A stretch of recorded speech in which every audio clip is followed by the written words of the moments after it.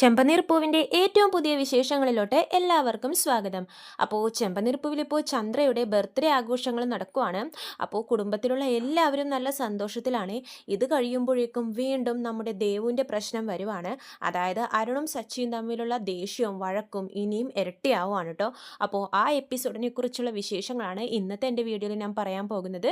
Video ഇഷ്ടമെങ്കിൽ like ചെയ്യാനും subscribe ചെയ്യാനും മറക്കരുത്.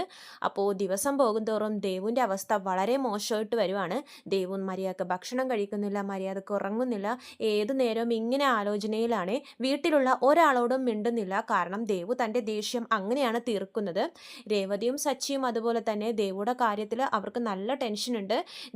രേവതി ഇത് രേവതിയുടെ പൂ കെട്ടുന്ന ഫ്രണ്ട്സിനോടൊക്കെ പറയുമ്പോഴേക്കും അവർ പറയുന്നുണ്ട്, എൻ്റെ രേവതി ഇത് നല്ലൊരു ആലോചനയല്ലേ, ഗവൺമെൻറ് ജോലി കാണാനും കൊള്ളാം, നിങ്ങൾക്കപ്പോൾ ഈ ആലോചനയായിട്ട് മുമ്പോട്ട് പോയാൽ എന്താ, ഇപ്പോഴുള്ള ദേഷ്യമൊന്നും നോക്കണ്ട, സച്ചിയുടെയും അരുണിൻ്റെയും ആ ദേഷ്യമൊക്കെ കല്യാണം കഴിയുന്നതോടുകൂടി മാറും, പിന്നെ അവർ നല്ല ഫ്രണ്ട്സ് ആയിരിക്കും, അളിയന്മാരെ പോലെയല്ല സഹോദരങ്ങളെ പോലെ അവർ കൈ പിടിച്ച് നടക്കും, കറക്കമൊക്കെ പിന്നെ ഒന്നിച്ചായിരിക്കും, രേവതി വേണമെങ്കിൽ നോക്കിക്കോ, ഇപ്പോഴത്തെ ആ ദേഷ്യമൊക്കെ കണക്കിലെടുത്ത് ഈ ആലോചന വേണ്ടെന്ന് വെച്ചാൽ അത് നിങ്ങൾക്ക് ഉണ്ടാവുന്ന ഏറ്റവും വലിയ നഷ്ടമായിരിക്കും എന്നൊക്കെ അവർ രേവതിയോട് പറയുന്നുണ്ട്.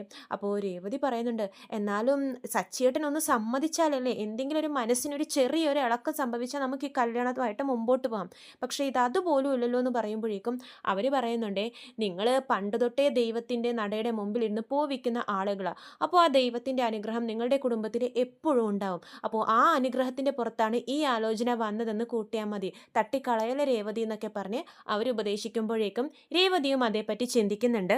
സച്ചിയാണെങ്കിലോ ദേവുവിൻ്റെ കല്യാണം എത്രയും വേഗം നടത്തണം എന്നുള്ള ഒരേ ചിന്തയിൽ നടക്കുവാണ്. അത് അരുണായിട്ടല്ല, വേറെ നല്ല നല്ല ആലോചനകൾ സച്ചി അന്വേഷിച്ച് പോകുന്നുണ്ട്. ദേവുവിനെ എത്രയും വേഗം ഒരു സുരക്ഷിതമായിട്ടുള്ള കൈകളിൽ, ദേവുവിനെ നല്ലോണം സ്നേഹിക്കുന്ന ഒരാളുടെ കൈകളിലോട്ട് കെട്ടിച്ചു വിടണം എന്നാണ് സച്ചിയുടെ ആഗ്രഹം. അതുകൊണ്ട് തന്നെ സച്ചി ഒരു വരുന്ന ട്രിപ്പുകളൊക്കെ വേറെ ആൾക്കാർക്ക് ഇങ്ങനെ മാറ്റി മാറ്റി കൊടുക്കുവാണ്. സച്ചി മര്യാദക്ക് ഓടാൻ പോലും പോകുന്നില്ല. സച്ചിയും ഭയങ്കര നിരാശയിലും ടെൻഷനിലൊക്കെയാണ്. അപ്പോൾ ഈച്ച ചോദിക്കുമ്പോഴേക്കും സച്ചി നടന്ന കാര്യങ്ങളൊക്കെ പറയുന്നുണ്ട്. അപ്പോൾ ഈച്ച പറയുന്നുണ്ട്, എൻ്റെ സച്ചി, അരുണ് അങ്ങനെ ദേഷ്യക്കാരൻ നിൻ്റെ അടുത്തായിരിക്കും ദേഷ്യക്കാരൻ, പക്ഷേ ദേവുവിൻ്റെ അടുത്ത് അങ്ങനെ ആയിരിക്കില്ല, നീ ഈ ദേഷ്യങ്ങളൊന്നും അവരുടെ കല്യാണത്തിൻ്റെ ഇടയിൽ കാണിക്കല്ലേ, മനസ്സിന് ഇഷ്ടമുള്ളവർ തമ്മിൽ കല്യാണം കഴിക്കട്ടെ എന്ന് പറയുമ്പോഴേക്കും സച്ചി പറയുന്നുണ്ട്, എടാ നീയും കൂടി എല്ലാം അറിയാവുന്ന നീയും കൂടി ഇങ്ങനെ പറയല്ലേ, അവൻ്റെ സ്വഭാവം അറിയാലോ, ഒരു ദേഷ്യം മനസ്സിൽ പെട്ട് കഴിഞ്ഞാൽ പിന്നെ അത് എങ്ങനെയൊക്കെ തീർക്കും എന്ന് ആർക്കും അറിയാൻ പറ്റില്ല, അങ്ങനെ പക മനസ്സിൽ കൊണ്ട് നടക്കുന്നവനാ, ദേവുവിനെ അവൻ കഷ്ടപ്പെടുത്തും, അവൻ ഞാൻ എന്തായാലും കെട്ടിച്ചു കൊടുക്കില്ല എന്ന് പറയുമ്പോഴേക്കും ഈച്ച പറയുന്നുണ്ട്, എടാ ഗവൺമെൻറ് ജോലിയല്ലേ, വയസ്സാം കാലത്ത് പെൻഷൻ മേടിച്ച് വീട്ടിലിരുന്നാൽ മതി, ദേവുവിന് ഒരു കഷ്ടപ്പാടും ഉണ്ടാവില്ല, അവൻ്റെ കയ്യിൽ തന്നെ ഏൽപ്പിക്കുക, സുരക്ഷിതമായിരിക്കും ദേവു എന്ന് പറയുമ്പോഴേക്കും സച്ചി ഈച്ചേനോടും തട്ടിക്കയറുന്നുണ്ട്. എന്തായാലും അവനെ കൊണ്ട് ഞാൻ കെട്ടിക്കില്ല, അവൻ്റെ ഉള്ളിലിരിപ്പ് എന്താണെന്നും എങ്ങനെയാണ് അവൻ്റെ സ്വഭാവം എന്നൊക്കെ എനിക്ക് നല്ലതുപോലെ അറിയാം, എനിക്ക് ഒരാളെ കണ്ട അയാൾ എത്രക്കാരനാണെന്നൊക്കെ മനസ്സിലാക്കാനുള്ള കഴിവുണ്ട്, പഠിപ്പില്ലെന്നേ ഉള്ളൂ എന്നൊക്കെ പറയുമ്പോഴേക്കും ഈച്ച വീണ്ടും ഉപദേശിക്കുന്നുണ്ട്. അങ്ങനെ അവർ തമ്മിൽ വഴക്കാവുന്നുണ്ട്. സച്ചി എന്തായാലും ഉറച്ച വാക്കി തന്നെ അങ്ങനെ നിൽക്കുവാണ്. പിന്നെ കാണിക്കുന്നത് നമ്മുടെ സച്ചി ഇങ്ങനെ കാറും എടുത്ത് പോകുന്ന ടൈമിൽ ഒരു ചെറിയ വഴിയായിരിക്കുമേ, ആ വഴിയുടെ ഓപ്പോസിറ്റ് നമ്മുടെ അരുണും വരുവാണ്. അപ്പോൾ ആരെങ്കിലും ഒരാൾ ഒതുങ്ങിക്കൊടുത്താലേ ഏതെങ്കിലും ഒരു വണ്ടിക്ക് പോകാൻ പറ്റുള്ളൂ. പക്ഷേ ഇവർ ആ വാശിപ്പുറത്ത് അങ്ങനെ തന്നെ നിൽക്കുവാണ്. രണ്ടുപേരും ഓപ്പോസിറ്റ് സൈഡിൽ അങ്ങോട്ടും ഇങ്ങോട്ടും ദേഷ്യത്തിൽ നോക്കി നിൽക്കുവാണ്. അപ്പോൾ അരുൺ പറയുന്നുണ്ട്, ഞാൻ ഹോൺ അടിച്ച് വരുന്നത് കണ്ടില്ലേ, പിന്നെ എന്തിനാ കാറുമായിട്ട് മുമ്പോട്ട് വന്നത്, ഞാൻ പുറകോട്ടൊന്നും പോയില്ല, കാറ് ബാക്കോട്ട് എടുത്ത് പോയിക്കാൻ എനിക്ക് പോകണം എന്ന് പറയുമ്പോഴേക്കും സച്ചി പറയുന്നുണ്ട്, ഇത്രയും വലിയ കാറ് വന്നത് താൻ കണ്ടില്ലേ, കാർ ഇനി ബാക്കോട്ട് എടുക്കാനൊന്നും പറ്റില്ല, തൻ്റെ ബൈക്കും കൊണ്ട് താൻ പോകുന്നു പറയുമ്പോഴേക്കും അരുൺ പറയുന്നുണ്ട്, ഞാനേ എൻ്റെ വാക്കിന് വിലയുള്ളവനെ, ഞാൻ പുറകോട്ട് പോവില്ലെന്ന് പറഞ്ഞാൽ പോകില്ല, താൻ പൊയ്ക്കോ എന്ന് പറഞ്ഞിട്ട് രണ്ടുപേരും വാശിക്ക് അങ്ങോട്ടും ഇങ്ങോട്ടും തർക്കിച്ച് അങ്ങനെ നിൽക്കുവാണേ. രാവിലെ എല്ലാവരും ജോലിക്ക് പോകുന്ന തിരക്കായതുകൊണ്ട് തന്നെ സച്ചിയുടെ കാറിൻ്റെ പുറകിലേക്ക് ഒരുപാട് വണ്ടികൾ വന്നിട്ട് എടോ വണ്ടി എടുക്കടോ എന്നൊക്കെ പറഞ്ഞ് ഭയങ്കര ബഹളം വെക്കാൻ തുടങ്ങുന്നുണ്ട്.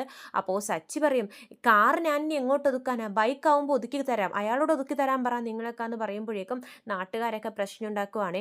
എടോ ബൈക്ക് ഒതുക്കി കൊടുക്കണോ, ഞങ്ങളൊക്കെ പോട്ടെ, ഞങ്ങൾക്ക് അത്യാവശ്യമായിട്ട് പോകാനുള്ളതാ, ഓഫീസിൽ സമയത്ത് എത്തണം എന്നൊക്കെ പറഞ്ഞ് ബഹളം വെക്കുവാണ്.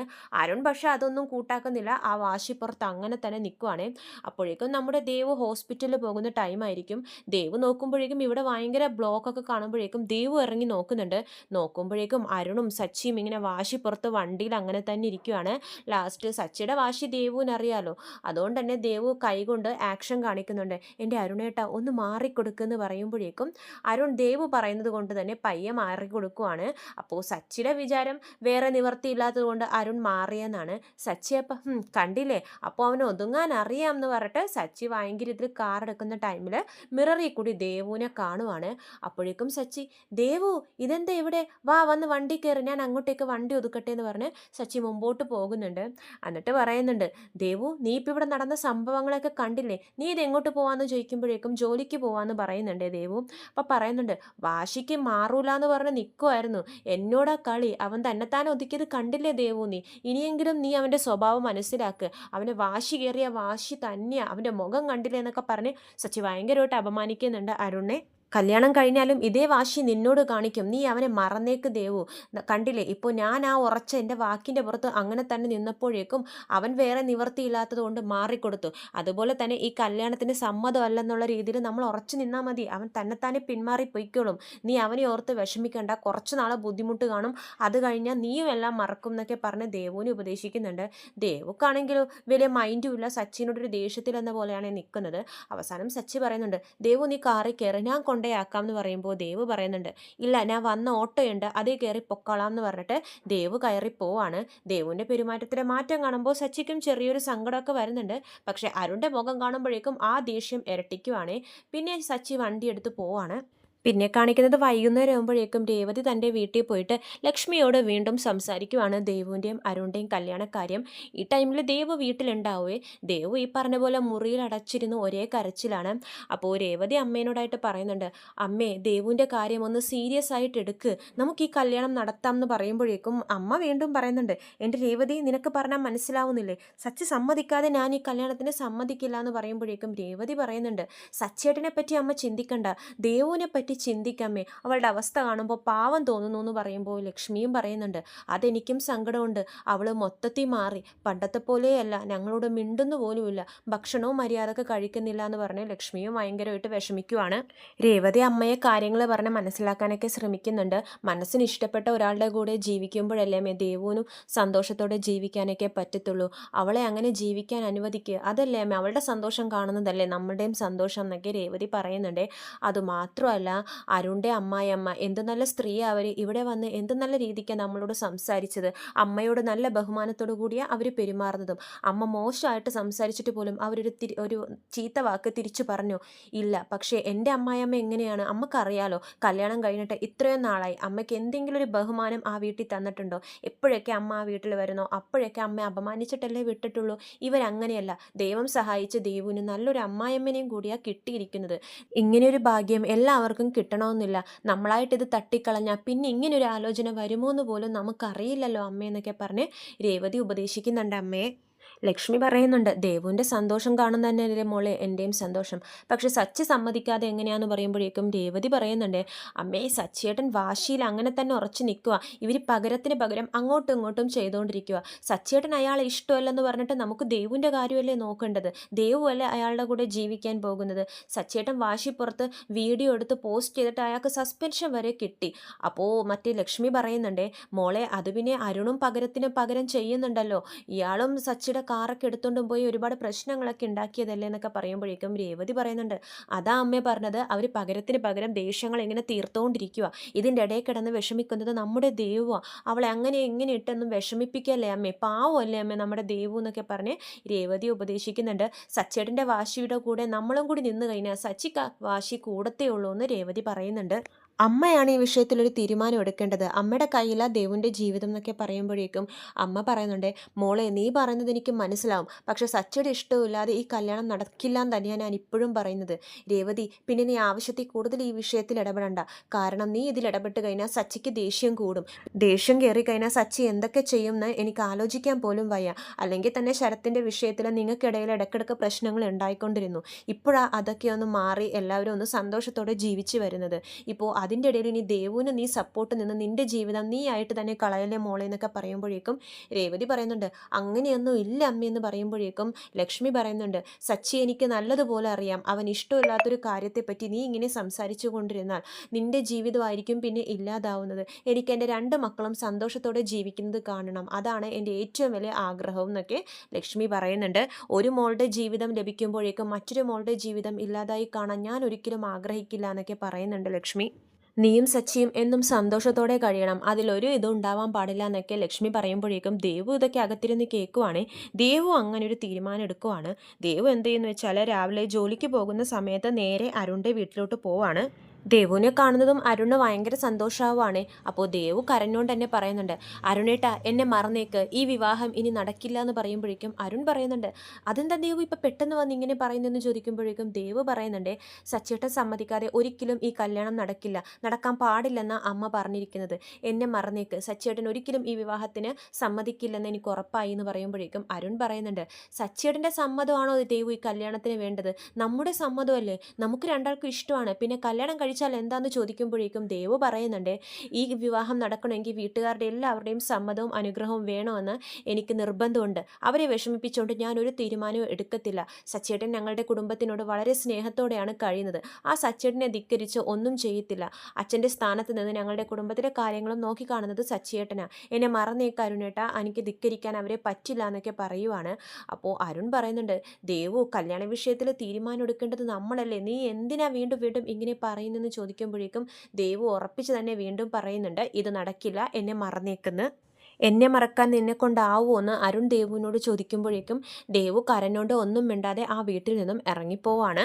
ദേവു കരഞ്ഞിതായിട്ട് വീട്ടിലോട്ട് എത്തുമ്പോഴേക്കും ലക്ഷ്മി ചോദിക്കുന്നുണ്ട് ഇതെന്താ നീ ഇതെവിടെ പോയിട്ട് വരുവാന്ന് ചോദിക്കുമ്പോഴേക്കും ദേവു പറയുന്നുണ്ട് ഞാൻ അരുണിൻ്റെ വീട്ടിലോട്ട് പോയതാന്ന് പറയുമ്പോഴേക്കും ലക്ഷ്മി ദേഷ്യപ്പെടുന്നുണ്ട് നീ എന്തിനാ അവൻ്റെ വീട്ടിലോട്ട് പോയതെന്ന് ചോദിക്കുമ്പോഴേക്കും ദേവു പറയുന്നുണ്ട് അമ്മ വിഷമിക്കണ്ട, ഇനി ഞാൻ കാരണം ഈ വീട്ടിലുള്ള ആർക്കും ഒരു പ്രശ്നം ഉണ്ടാവില്ല, എന്നെ മറന്നേക്ക്, അരുണേട്ടൻ വേറെ കല്യാണം കഴിക്കുന്നൊക്കെ പറയാൻ വേണ്ടി ഞാൻ പോയതാന്ന് പറയുമ്പോഴേക്കും ലക്ഷ്മി പറയുന്നുണ്ട് നീ എന്തിനാ അതൊക്കെ അവിടെ പോയി പറയുന്നത്, അതൊക്കെ ഞങ്ങൾ പറഞ്ഞിട്ടുള്ള കാര്യമല്ലേ എന്ന് പറയുമ്പോഴേക്കും ദേവു പറയുന്നുണ്ട് ഇത് അവസാനമായിട്ടാണ് ഞാൻ അങ്ങോട്ടേക്ക് പോയത്, ഇനി പോവത്തില്ല, അമ്മ വിഷമിക്കണ്ട, ഞാൻ കാരണം ചേച്ചിയുടെ ജീവിതം ഒരിക്കലും നശിഞ്ഞു പോവില്ല, അമ്മക്ക് അതോർത്തിട്ടല്ലേ പേടി, ഇനി വിഷമിക്കണ്ട, ചേച്ചിയും സച്ചേട്ടനും സന്തോഷത്തോടെ ജീവിക്കട്ടെ എന്ന് പറഞ്ഞ് ദേവു മുറിയിലോട്ട് കയറിപ്പോവാണ്. ലക്ഷ്മിക്ക് അത് കേൾക്കുമ്പോഴേക്കും എന്തോ പോലെ ആവുകയാണ്. ശരത്ത് ചോദിക്കുന്നുണ്ട് ഇവളെന്താമ്മേ ഇങ്ങനെയൊക്കെ പറഞ്ഞു പോകുന്നതെന്ന് പറയുമ്പോഴേക്കും ലക്ഷ്മി ഒന്നും മിണ്ടാതെ നിൽക്കുവാണ്. അവളെ ഇങ്ങനെ വിഷമിപ്പിക്കല്ലേ, ഈ കല്യാണം നമുക്ക് നടത്താമെന്ന് പറയുമ്പോഴേക്കും ലക്ഷ്മി പറയുന്നുണ്ട് എന്ത് വിഷമിക്കല്ലേ എന്ന്, അവൾ കുറച്ച് വിഷമിച്ചാലും സാരമില്ല, സച്ചിയുടെ സമ്മതമില്ലാതെ ഈ വിവാഹം നടക്കില്ല എന്ന് വീണ്ടും പറയുവാണ്. അപ്പോൾ ശരത്ത് പറയുന്നുണ്ട് ചെറുപ്പം തൊട്ടേ ദേവു കഷ്ടപ്പെട്ട് പഠിച്ച് പണിയെടുത്തൊക്കെയാണ് ജീവിച്ചു പോകുന്നത്, ഇന്നേ വരെ അവളൊരാഗ്രഹം പോലും നമ്മളോട് പറഞ്ഞിട്ടില്ല, ആദ്യമായിട്ടല്ലേ അമ്മേ അവളൊരാഗ്രഹം പറയുന്നത്, നമുക്കിത് നടത്താമേ, അവൾ സന്തോഷത്തോടെ ജീവിക്കട്ടെ എന്ന് പറയുമ്പോഴേക്കും ലക്ഷ്മി ദേഷ്യത്തിൽ പറയുന്നുണ്ട് നീ ഇതേപ്പറ്റിയൊന്നും കൂടുതൽ സംസാരിക്കാൻ നിൽക്കണ്ട, ഓരോരുത്തർക്ക് ആരെയൊക്കെ വിധിച്ചിട്ടുണ്ടോ അവരെ കിട്ടത്തുള്ളൂ, അതങ്ങനെ തന്നെ പോട്ടെ, തൽക്കാലത്തേക്ക് ഈ വിഷയം നമുക്ക് ഇവിടെ വിടാമെന്ന് പറഞ്ഞിട്ട് ലക്ഷ്മി പോവാണ് പൂക്കടയിലോട്ട്. ശരത്ത് സച്ചിയെ കാര്യങ്ങൾ പറഞ്ഞ് മനസ്സിലാക്കാൻ ശ്രമിക്കുന്നുണ്ട്. ഇതുപോലെ തന്നെ ദേവു കഷ്ടപ്പെട്ടാണ് രേവതിയെ പോലെ തന്നെ ഒരുപാട് കഷ്ടപ്പെട്ട് പഠിച്ച് വളർന്ന് വലുതായതാ, ഓരോരുത്തരെയും ഒരു നല്ല തീരുമാനം എടുക്കാൻ അവൾക്കറിയാം, ഈ കല്യാണത്തിൻ്റെ സമ്മതിക്ക് സച്ചിയേട്ടാ, ആദ്യമായിട്ട് അവളൊരാഗ്രഹം പറഞ്ഞെന്ന് പറഞ്ഞ് സച്ചിയുടെ അടുത്ത് പോകുമ്പോഴും സച്ചി ശരത്തിനെ ചീത്ത പറയുന്നുണ്ട് നീ ഇതിൽ നിനക്കൊരാളെ കണ്ടാൽ മനസ്സിലാക്കാനുള്ള കഴിവില്ല, ആ ആൻ്റണി ചീത്തയാണെന്ന് ഞാൻ പറഞ്ഞപ്പോൾ നീ കേട്ടില്ലല്ലോ, ലാസ്റ്റ് അനുഭവത്തിൽ വന്നപ്പോഴല്ലേ നീ പഠിച്ചത്, ഈ വിഷയം അതുപോലെ തന്നെയാണ്, നിങ്ങൾക്കൊന്നും ആൾക്കാരെ മനസ്സിലാക്കാനുള്ള കഴിവില്ല എന്നൊക്കെ പറഞ്ഞ് സച്ചി ചീത്ത പറയുന്നുണ്ട് ശരത്തിനെ. എൻ്റെ വീട്ടിലെ രേവതിയുടെ അവസ്ഥ നിങ്ങൾക്കൊക്കെ അറിയാലോ, ഞാൻ അവൾക്ക് സപ്പോർട്ട് നിൽക്കുന്നുള്ളത് കൊണ്ടാണ് അവളുടെ ധൈര്യം, പക്ഷേ എൻ്റെ അമ്മ എങ്ങനെ അവളോട് പെരുമാറുന്നതെന്ന് നിങ്ങൾക്കറിയാം, ചുറ്റിനുള്ള ആര് നമ്മളോട് എങ്ങനെ പെരുമാറിയാലും ഭർത്താവ് എന്നും നല്ലതുപോലെ നമ്മളുടെ കൂടെ നിൽക്കുന്നതാണ് ഭാര്യയ്ക്ക് സന്തോഷം, പക്ഷേ ഈ അരുൺ അങ്ങനെ കൂടെ നിൽക്കുമെന്ന് എനിക്ക് തോന്നുന്നില്ല, അവനൊരു അക്യൂസിനോട് പെരുമാറുന്ന പോലെ മാത്രമേ ദേവുവിനോടും സംസാരിക്കത്തുള്ളൂ, പ്രതികാരം മനസ്സിൽ വെച്ച് പെരുമാറുന്നവനാണ് അവൻ, എനിക്ക് നല്ലതുപോലെ അറിയാം, ദേവുവിനെ പൊന്നുപോലെ നോക്കുന്ന ഒരാളെ ഞാൻ കണ്ടെത്തരും, നിങ്ങൾ ആരും വിഷമിക്കേണ്ട, ഇപ്പം ഇവിടെ നിന്ന് പൊക്കോ എന്ന് പറഞ്ഞ് സച്ചി ശരത്തിനെ അവിടെ നിന്നും പറഞ്ഞു വിടുവാണ്. പിന്നെ കാണിക്കുന്നത് ലക്ഷ്മി പൂകെട്ടി വരുമ്പോഴേക്കും വെച്ച ഭക്ഷണം അങ്ങനെ തന്നെ ഇരിക്കുവാണ്, ദേവു ഒന്നും കഴിച്ചിട്ടൊന്നുമില്ലേ, മുറി പോയി നോക്കുമ്പോഴേക്കും ദേവു ഇങ്ങനെ കിടക്കുന്നതാണ് കാണുന്നത്. അപ്പോൾ ലക്ഷ്മി പറയുന്നുണ്ട് ദേവു ഓരോന്നും ആലോചിച്ചിങ്ങനെ ഇരിക്കാതെ വന്ന് ഭക്ഷണം കഴിക്കുമെന്ന് പറയുവാണേ.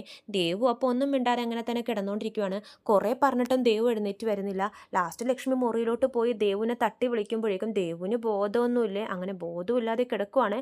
ലക്ഷ്മി ഒരുപാട് വിളിക്കുന്നുണ്ട്, അയ്യോ എൻ്റെ മോക്ക് ഇതെന്തു പറ്റി, കണ്ണ് തുറക്കും മോളെ എന്ന് പറഞ്ഞ് നിലവിളിച്ച് കരയുന്നുണ്ട്. പക്ഷെ ദേവു ഒന്നും കണ്ണൊന്നും തുറക്കുന്നില്ല. അങ്ങനെ തന്നെ കിടക്കുവാണേ. ബോധമൊന്നും ഇല്ലാതെ. ശരത്ത് ഓടി വരുന്നുണ്ട്. എടാ നോക്കടാ ദേവുവിന് എന്തോ പറ്റിയെന്ന് പറഞ്ഞ് വെള്ളമൊക്കെ മുഖത്തൊഴിച്ച് നോക്കുന്നുണ്ട്. പക്ഷെ ദേവു എഴുന്നേൽക്കുന്നില്ല. ലാസ്റ്റ് രണ്ടുപേരും കൂടി ഒരു ഓട്ടോ വിളിച്ച് ദേവുവിനെ ഹോസ്പിറ്റലിലോട്ട് കൊണ്ടുപോവാണ്. അപ്പോൾ ഇവർ ഹോസ്പിറ്റലിൽ പോണ വഴി റോട്ടിൽ അരുൺ ഇങ്ങനെ ചെക്കിങ്ങിനെ നിൽക്കുന്നുണ്ടാവുകയെ. അരുണും കാണുന്നുണ്ട് ദേവുവിനെയും പിടിച്ച് ഇവർ ഹോസ്പിറ്റലിൽ പോകുന്നത്. അരുൺ നേരെ ബൈക്ക് എടുത്തിട്ട് ഇവരുടെ പുറകിൽ പോകുവാണ്. എന്നിട്ട് ഹോസ്പിറ്റലിൽ എത്തിക്കഴിയുമ്പോഴേക്കും ലക്ഷ്മി നേരെ രേവതിയെ വിളിച്ച് ഈ വിവരം പറയുന്നുണ്ട്. ആ സമയത്ത് രേവതിയും സച്ചിയും ഈ ദേവുവിൻ്റെ കാര്യം പറഞ്ഞ് അവിടെ തർക്കിച്ചുകൊണ്ടിരിക്കുന്ന ഇടയിലായിരിക്കും ഈ കോള് വരുന്നത്. എന്നിട്ട് ലക്ഷ്മി കരഞ്ഞുകൊണ്ടാണ് പറയുന്നത്, മോളെ ദേവു കണ്ണ് തുറക്കുന്നില്ല വിളിച്ചിട്ടെന്ന് പറയുമ്പോഴേക്കും രേവതിക്കും ഭയങ്കര ടെൻഷനാവുകയാണ്. എന്താ അമ്മ ഈ പറയുന്നതെന്ന് ചോദിക്കുമ്പോഴേക്കും അമ്മ പറയുന്നുണ്ട്, എനിക്കറിയില്ല മോളെ, ഒരുപാട് വിളിച്ചു നോക്കി, ഭക്ഷണം കഴിക്കാത്ത എന്താന്ന് ചോദിച്ച് ഞാൻ മുറിയിലോട്ട് പോയതാ. പക്ഷെ അവൾക്ക് ബോധവുമില്ല, മേലൊക്കെ നല്ല ചൂടായിരുന്നു, പേടിച്ചു പോയി മോളെ, കണ്ണ് പോലും തുറക്കുന്നില്ല എന്ന് പറഞ്ഞ് ഒരേ കരച്ചിലാണ് ലക്ഷ്മി. അമ്മ ഏത് ഹോസ്പിറ്റലാണ്, ഞങ്ങൾ ഇപ്പം തന്നെ അങ്ങോട്ടേക്ക് വരാമെന്ന് പറയുമ്പോഴേക്കും ഹോസ്പിറ്റലിൻ്റെ പേരൊക്കെ പറയുന്നുണ്ട്. രേവതി സച്ചിനോട് ഈ വിവരം പറയുമ്പോഴേക്കും സച്ചിക്കും ഭയങ്കര ടെൻഷനാവുകയാണ്. അയ്യോ അവക്കിതെന്ത് പറ്റി പെട്ടെന്നെന്ന് പറയുമ്പോഴേക്കും രേവതി പറയുന്നുണ്ട്, എനിക്കും ഒന്നും അറിയില്ല സച്ചിയേട്ടാ, അമ്മ ഭയങ്കര കരച്ചിലാണ്, നമുക്ക് ഇപ്പം തന്നെ പോകണം എന്ന് പറഞ്ഞിട്ട് സച്ചിൻ രേവതി നേരെ ഹോസ്പിറ്റലിലോട്ട് പോവാണ്. ഹോസ്പിറ്റലിൽ അവരെത്തുമ്പോഴേക്കും ദേവുവിന് ഒരു മുറിയിൽ ഇങ്ങനെ ഡ്രിപ്പൊക്കെ ഇട്ട് കിടത്തിയിരിക്കുമായിരിക്കും. ദേവുവിന് അപ്പോഴും ബോധമൊന്നും വീണിട്ടില്ലേ. ഇങ്ങനെ കിടന്ന് നല്ല മയക്കത്തിലാണ് ദേവു. രേവതി ഓടിപ്പോയി ചോദിക്കുന്നുണ്ട്, എന്തു പറ്റി അമ്മേ നമ്മുടെ ദേവുവിനെന്ന് പറയുമ്പോഴേക്കും അമ്മ കരഞ്ഞോണ്ടും പറയുന്നുണ്ട്, അറിയില്ല മോളെ, ഞാൻ വന്നപ്പോഴേക്കും ഇവളിങ്ങനെ ബോധമില്ലാതെ കിടക്കുമായിരുന്നു, ഒരുപാട് വിളിച്ചിട്ടും എഴുന്നേറ്റില്ല, ഞങ്ങളപ്പോൾ ഹോസ്പിറ്റലിലോട്ട് കൊണ്ടുവന്നു എന്നൊക്കെ പറഞ്ഞ് കരയുവാണേ. അപ്പോഴേക്കും സച്ചി ചോദിക്കുന്നുണ്ട്, ഡോക്ടർ എന്ത് പറഞ്ഞു എന്ന് ചോദിക്കുമ്പോഴേക്കും ലക്ഷ്മി പറയുന്നുണ്ട്, അവൾ 2-3 ദിവസമായി, ഇപ്പോൾ കുറച്ച് ദിവസമായി ഭക്ഷണമൊക്കെ മര്യാദക്ക് കഴിച്ചിട്ട്. അപ്പോൾ ശരത്ത് പറയുന്നുണ്ട്, BP നല്ല ഹൈ ആ, സ്ട്രെസ്സ് കൂടുതലാണ്, അതുകൊണ്ടാണെന്നാ ഡോക്ടർ പറഞ്ഞതെന്ന് പറയുമ്പോഴേക്കും സച്ചി പറയുന്നുണ്ട്, അവൾക്ക് എങ്ങനെയാടാ ഈ പ്രായത്തിൽ എന്താ ഇത്ര BP കൂടാൻ കാര്യം എന്ന് ചോദിക്കുമ്പോഴേക്കും ശരത്ത് പറയുന്നുണ്ട്, സ്ട്രെസ്സ് കൂടിയിട്ടാ സച്ചിയേട്ടാന്ന് പറയുവാണ്. പാവം എൻ്റെ ദേവു എല്ലാ വിഷമവും ഉള്ളിൽ ഒതുക്കിയിരിക്കുമായിരുന്നു, അതാ അവൾക്ക് ഇങ്ങനെയൊക്കെ സംഭവിച്ചത്, എന്തുമാത്രം വിഷമിച്ചിട്ടുണ്ടാവും എൻ്റെ മോള്, അതുകൊണ്ടാണ് ഇങ്ങനെയൊക്കെ സംഭവിച്ചതെന്ന് പറഞ്ഞ് രേവതിയും വിഷമിക്കുന്നുണ്ട്. അപ്പോഴേക്കും നമ്മുടെ അരുൺ ഒരുപാട് മെഡിസിൻസൊക്കെ ആയിട്ട് ഈ മുറിയിലോട്ട് കയറി വരുവാണ്. അരുണിനെ കാണുന്നതും സച്ചിക്ക് അങ്ങോട്ട് ദേഷ്യം കയറുവാണേ. സച്ചിനെ കാണുന്നതും അരുണും അതുപോലെ തന്നെ. പക്ഷേ അരുൺ അത്ര കുഴപ്പമൊന്നും ഉണ്ടാക്കുന്നില്ല, ശാന്തമായിട്ട് തന്നെ നിൽക്കുവാണ്. പക്ഷേ സച്ചി അങ്ങനെയല്ല, അരുണിനെ കാണുന്നതും സച്ചിയുടെ നിയന്ത്രണമൊക്കെ വിട്ടുപോവാണ്. ഇയാൾ എന്താ എവിടെ, നിങ്ങളെ വിളിച്ചിട്ടാണോ ഇയാൾ വന്നതെന്ന് പറയുമ്പോഴേക്കും ശരത്ത് പറയുന്നുണ്ട്, അല്ല സച്ചിയേട്ടാ, ഞങ്ങൾ ഇവിടെ എത്തിയപ്പോഴേക്കും ഇയാൾ ഉണ്ടായിരുന്നു എന്ന് പറയുവാണ്. അപ്പോൾ സച്ചി ഭയങ്കരമായിട്ട് ബഹളം വെക്കുന്നുണ്ട്, ഇയാളെ ആദ്യം പിടിച്ച് ഇവിടുന്ന് പുറത്താക്ക്, ഇത് എൻ്റെ അനിയത്തിയാ, ഇവളെ കാണാൻ ആരും അങ്ങനെ ഇപ്പോൾ വരാൻ നിൽക്കണ്ടെന്ന് പറയുമ്പോഴേക്കും അരുൺ പറയുന്നുണ്ട്, ഇത് ഹോസ്പിറ്റലാണ്, ഇവിടെ ആർക്ക് വേണമെങ്കിലും വരാമെന്ന് പറയുമ്പോഴേക്കും സച്ചി പറയുന്നുണ്ട്, ഇത് എൻ്റെ കുടുംബത്തിലെ കുട്ടിയാ, ഇവളെ കാണാൻ ആര് വരണമെന്ന് തീരുമാനിക്കുന്നത് ഞങ്ങളാന്ന് പറയുമ്പോഴേക്കും അരുൺ അതിന് മറുപടി കൊടുക്കുന്നുണ്ട്, ആ കിടക്കുന്നത് ഞാൻ കല്യാണം കഴിക്കാൻ പോകുന്ന പെൺകുട്ടിയാണ്, അപ്പോൾ പിന്നെ എനിക്ക് വരാമെന്ന് പറയുമ്പോഴേക്കും സച്ചിക്ക് അങ്ങോട്ട് ദേഷ്യം കയറുവാണ്. നീ കല്യാണം കഴിക്കാൻ പോകുന്ന പെണ്ണോ, അത് നീ മാത്രം തീരുമാനിച്ചാൽ മതിയോ, പഠിക്കുന്ന പെണ്ണിൻ്റെ മനസ്സിൽ ഓരോന്നൊക്കെ വിതറി വെച്ചിട്ട് അവൾക്ക് ഈ ഗതി വരാൻ കാരണം നീയാണെന്നൊക്കെ പറഞ്ഞ് സച്ചി ബഹളം വെക്കുമ്പോഴേക്കും അരുൺ പറയുന്നുണ്ട്, ഞാനല്ല, ആ ദേവുവിൻ്റെ ഈ അവസ്ഥയ്ക്ക് കാരണം നിങ്ങളാ, എന്നോടുള്ള പ്രതികാരത്തിൻ്റെ ഭാഗമായിട്ടാണ് നിങ്ങൾ ഞങ്ങളുടെ കല്യാണത്തിന് സമ്മതിക്കാത്തത്, അതുകൊണ്ടാണ് ദേവുവിന് ഈ അവസ്ഥ വന്നതെന്ന് അരുണും പറയുന്നുണ്ട്. ചെയ്യേണ്ടതൊക്കെ ചെയ്തിട്ട് കുറ്റമൊക്കെ എൻ്റെ തലയിൽ കെട്ടിവെക്കാൻ നോക്കുവാണോ നിന്നെ ഞാനെന്ന് പറഞ്ഞ് അരുണിൻ്റെ അടുത്തോട്ട് പോകുമ്പോഴേക്കും രേവതി പറയുന്നുണ്ട്, സച്ചിയേട്ടാ ഇത് ഹോസ്പിറ്റലാണ്, ബഹളം വെക്കല്ലേ എന്ന് പറയുമ്പോഴേക്കും സച്ചി പറയുന്നുണ്ട്, പിന്നെ അവൻ പറയുന്നത് നീ കേട്ടില്ല രേവതി, ഞാൻ കാരണമാണ് ദേവുവിന് ഈ അവസ്ഥ വന്നതെന്ന്, പഠിക്കുന്ന ടൈമിൽ ആ പെണ്ണിന് ലവ് ടോർച്ചർ കൊടുത്തിട്ട് ആ ദേവുവിന് ഈ അവസ്ഥ വന്നതെന്ന് പറയുമ്പോഴേക്കും അരുൺ വീണ്ടും പറയുന്നുണ്ട്, അതൊന്നുമല്ല, ഞങ്ങൾ തമ്മിലുള്ള സ്നേഹത്തെ പിരിക്കാൻ നോക്കിയത് കൊണ്ടാണ് ദേവുവിന് ഈ അവസ്ഥ വന്നത്, നിങ്ങൾ അവളുടെ ഈ അവസ്ഥയ്ക്ക് കാരണം എന്ന് അരുണും പറയുന്നുണ്ട്. അപ്പോൾ സച്ചി പറയുന്നുണ്ട്, മര്യാദയ്ക്ക് ഇവിടെ നിന്നും പൊക്കോ, ഇത് ഞങ്ങളുടെ കുടുംബത്തിലെ കുട്ടിയാണ്, ഇവളെ കാണാൻ താൻ വരണ്ട, ഇറങ്ങിപ്പോയിക്കോ, അല്ലെങ്കിൽ എൻ്റെ സ്വഭാവം മാറും എന്നൊക്കെ പറഞ്ഞ് സച്ചി വീണ്ടും ബഹളം വയ്ക്കുവാണ്. നിങ്ങൾക്ക് അവളോട് ഒരു സ്നേഹവുമില്ല, എന്നോടുള്ള ദേഷ്യം നിങ്ങൾക്ക് തീർക്കണം, അതിന് ഈ വിഷയം നിങ്ങൾ ഉപയോഗിച്ചു, ദേവുവിൻ്റെ ജീവിതം എന്തായാലും നിങ്ങൾക്കൊരു കുഴപ്പമില്ല, നിങ്ങൾ കാരണം അവയ്ക്ക് അവസ്ഥ വന്നെന്ന് അരുൺ വീണ്ടും ദേഷ്യത്തിൽ പറയുമ്പോഴേക്കും സച്ചിൻ നിയന്ത്രണം വിട്ട് എന്താടാ പറഞ്ഞതെന്ന് പറഞ്ഞു കൈയും പൊക്കി അരുണിൻ്റെ മുഖത്തിൻ്റെ അടുത്തോട്ട് പോവാണ് ദേഷ്യത്തിൽ തല്ലാൻ വേണ്ടിയിട്ട്. ലാസ്റ്റ് ആ കൈ ഇങ്ങനെ ക്ലോസ് ആവുമ്പോഴേക്കും ശരത്തും രേവതിയൊക്കെ പിടിച്ച് സച്ചിയെ പിടിച്ച് പുറകോട്ടാക്കുവാണ്. ദേഷ്യത്തിൽ നിന്ന് സച്ചി ബഹളമൊക്കെ വെക്കുന്നുണ്ട്. അപ്പോൾ രേവതി പറയുന്നുണ്ട്, ദേ എൻ്റെ അനിയത്തി അവിടെ ബോധമില്ലാതെ കിടക്കുന്നത് കണ്ട് കൊള്ളാം, അല്ലെങ്കിൽ ഈ ഈ പ്രശ്നങ്ങൾ കണ്ട് അവൾക്ക് വീണ്ടും BP കയറി എന്തെങ്കിലുമൊക്കെ ആയാനേ, നിങ്ങൾ ഈ വഴക്കൊന്ന് നിർത്ത് എന്ന് പറയുമ്പോഴേക്കും സച്ചി പറയുന്നുണ്ട്, ഞാനാണോ രേവതി, അവനല്ലേ പ്രശ്നം ഉണ്ടാക്കിയത്, അവനോട് ഇവിടെ നിന്ന് ആദ്യം പോകാൻ പറ എന്ന് പറയുമ്പോഴേക്കും രേവതി പറയുന്നുണ്ട്, സച്ചിയുടെ ആദ്യം ഒന്ന് അടങ്ങുമെന്ന് പറയുമ്പോഴേക്കും സച്ചി പറയുന്നുണ്ട്, ഓഹോ നിങ്ങളുടെയൊക്കെ കണ്ണിലപ്പം ഞാനാണല്ലേ പ്രശ്നക്കാരൻ, ഞാൻ ഇവിടെ നിന്ന് പോയി തരാം എന്ന് പറഞ്ഞിട്ട് അവിടെ നിന്ന് പോവാണ്. ലക്ഷ്മിയാണെങ്കിൽ അരുണിൻ്റെ അടുത്ത് ദേഷ്യപ്പെടുന്നുണ്ട്, നിങ്ങൾ കാരണം ഈ ഞങ്ങളുടെ കുടുംബത്തിൽ ഇപ്പോൾ പ്രശ്നമൊക്കെ നടക്കുന്നത്, ഞങ്ങളുടെ ജീവിതത്തിൽ ഇനി ഇടപെടല്ലേ എന്ന് പറഞ്ഞതല്ലേ, അവൾ മറന്നോളൂ നിങ്ങൾ ഇപ്പോൾ ഇവിടെ നിന്ന് പോയി തരാവോ എന്ന് പറഞ്ഞ് ലക്ഷ്മി അപേക്ഷിക്കുവാണ്. അങ്ങനെ അരുണും അവിടെ നിന്നും പോകുന്നുണ്ട്. ദേവു ഇതൊന്നും അറിയാതെ ബോധമില്ലാതെ അങ്ങനെ കിടക്കുവാണ്. അപ്പോൾ ഇതൊക്കെയാണ് ചെമ്പനീർ പൂവിൻ്റെ ഏറ്റവും പുതിയ വിശേഷങ്ങൾ.